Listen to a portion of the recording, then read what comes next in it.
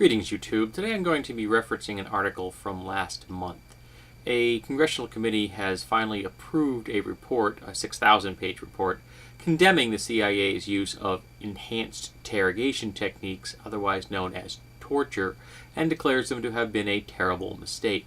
Of course, they're not declassifying this document, so it's not being shown to the public, which would probably be good for us to actually know what our government agencies were doing in our name when it comes to, say, violating the human rights of our fellow man. But at least the majority of the people on the committee thought that it was a good idea to condemn the CIA's use of torture. And the article is very... it dances around this in some ways, in my opinion. It says that, the Barack Obama and his administration deems the acts torture. That's because they're torture. We waterboarded people. One guy, I believe, for 183 times. After the first time, you're doing it because you like it.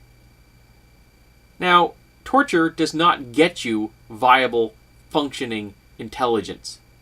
Torture is something you do because you want to take a helpless human being and you want to hurt them because you can. Because it makes you feel good. Because you enjoy it. That's what torture's for. Torture is not how you get intelligence. If you talk to real intelligence agents, they'll tell you that you get intelligence out of people by talking to them. By treating them like human beings. People have gotten intelligence out of suspects by playing chess with them. By bringing them diabetic-friendly cookies when they knew that the person in custody was diabetic. By relating to them as human beings and getting them to relate to you as a human being. Now, remember, we waterboarded that guy 183 times. The United States government at the end of World War II deemed waterboarding as torture. We hung people for waterboarding U.S. soldiers. If it was a crime in 1945, it's a crime now. If it was torture in 1945, it's torture now. And waterboarding is a beautiful torture. It leaves no marks. You can't fight it. There's no way to overcome the drowning instinct.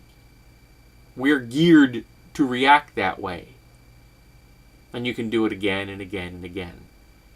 Do you know that there were actually doctors that advised them to use the saline solution? Because it was less dangerous and less likely to kill the person? So that they could torture them for longer? Think about that for a minute. And tell me why those doctors didn't have their licenses ripped away from them. Of course, why did we do this? Because we could. Because we wanted to. Because we could create black sites in the middle of nowhere and ship people there in hoods without any legal representation. Now, if they're prisoners of war, you treat them as POWs. And if they're criminals, you gather evidence, you arrest them, you charge them, you try them. If they're found guilty, you incarcerate them. There are no limbos. There are no, we're just going to keep these people in custody forever because we can. Any more than there should be documents that allow us to indiscriminately drone attack anywhere and anybody in the world we want to. Another shining example of our inhumanity as a nation. But at least in this one instance, someone stepped up to the plate and said, "Hey, look! Torture's bad.